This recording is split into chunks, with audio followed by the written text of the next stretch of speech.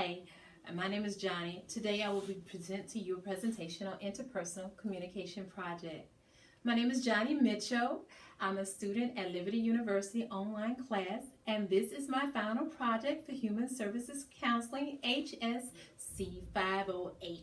And thank you for taking the time to listen to my presentation. Next slide, please.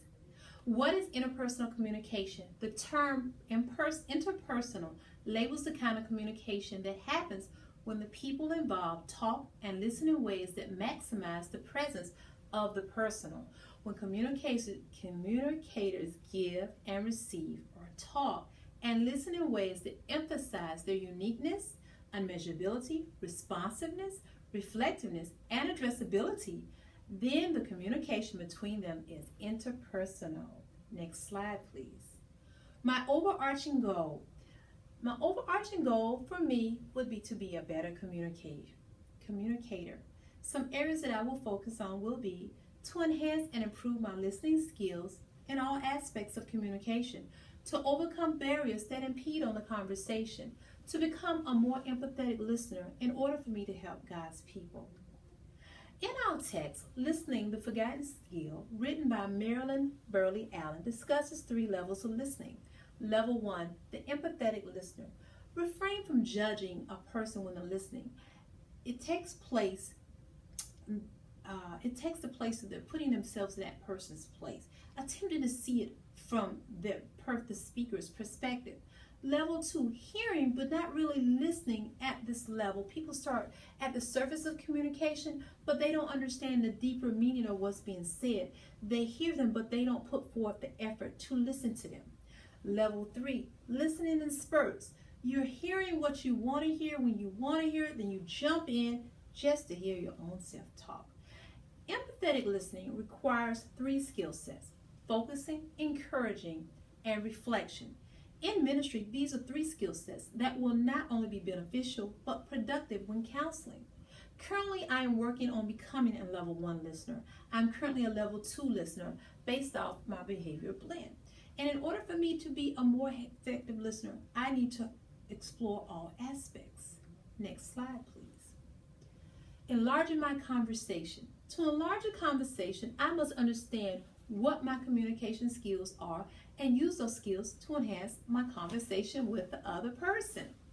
Identify what my strengths and weaknesses are and learn what I can do to improve them. By understanding my strengths and weaknesses, I will be able to communicate more effectively with others. Identify the barriers in my communication as well. Some other ways I can enlarge my communication is by identifying with the person and, of course, putting myself in their shoes. We never know what the need is, so we should display no bias and have empathy, and also identifying with self-awareness. If we understand ourselves, and then as we grow, we will discover how we communicate.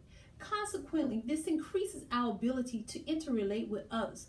Listening to oneself is a basic step toward professional growth and development, and that's what we believe in the military. Next slide, please. Let me share a little background with you about who I am so you'll understand my communication skills better. I am an active duty soldier of 25 years in the United States Army. I was born and raised here in Georgia. I have 4 beautiful children.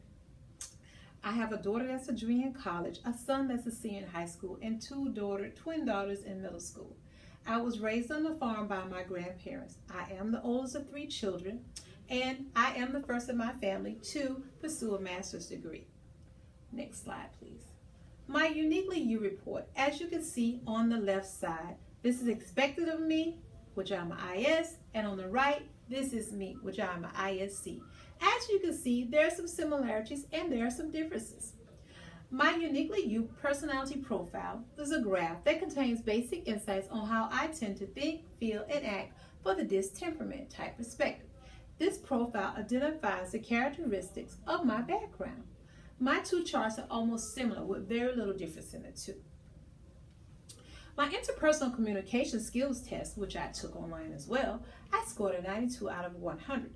My test results indicate that I'm extremely apt at interpreting others' words and actions and seeing things from their perspective.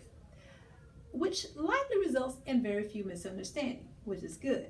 I seem to realize that empathy is a central part of good interpersonal skills. Therefore, I try to place myself in their shoes.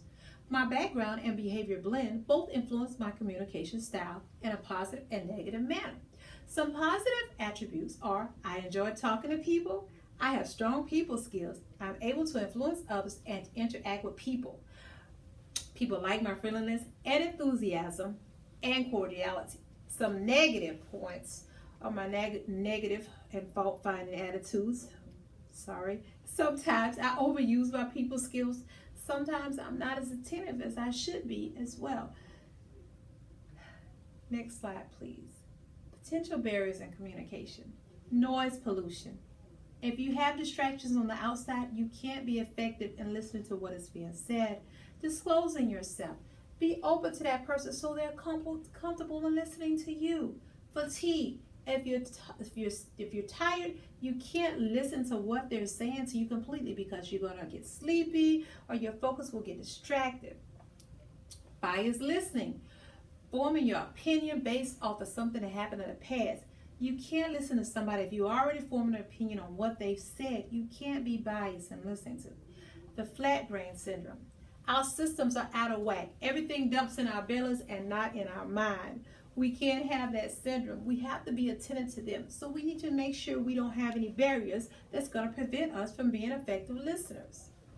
Some solutions that will help with communication. Acknowledge what is important and who you're listening to. Remove yourself. Change negative statements to positive. Be more willing to be open with others. Watch the body language. Watch the facial expressions. Practice to be non-judgmental.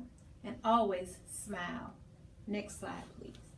There have been so many helpful resources and tools that I have discovered that will help me become a more effective communicator. Along with the sign reading, I've ventured out and found some other articles about communication and listening and everything. And this one article that I did read, it talked about the Holy Scriptures and how the Old and New Testament is our foundation for our relationship with Christ. It just helped me to remember that this is going to help me be successful in helping others. And it's not about me, but it's about the person that I'm helping. Next slide, please. James 1:19. Know this, my beloved brothers. Let every person be quick to hear, slow to speak, slow to anger. Proverbs 15:1. A soft answer turns away wrath, but a harsh word stirs up anger. These are two scriptures that I felt were important to share with you in regards to communication, because in order for us to hear them, we must hear from Him. Next slide, please. My action plan. Listen to myself.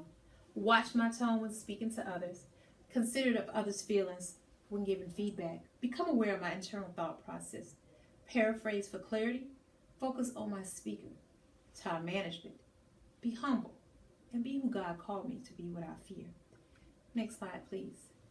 I want to leave you with a quote. Communication is a skill that you can learn. It's like riding a bicycle or typing. If you're willing to work at it, you could probably improve the quality of every part of your life. Brian Tracy. And in conclusion, be who God called you to be. This is uniquely me. You are His. Next slide. These are my references. Next slide. Next slide. Thank you for listening.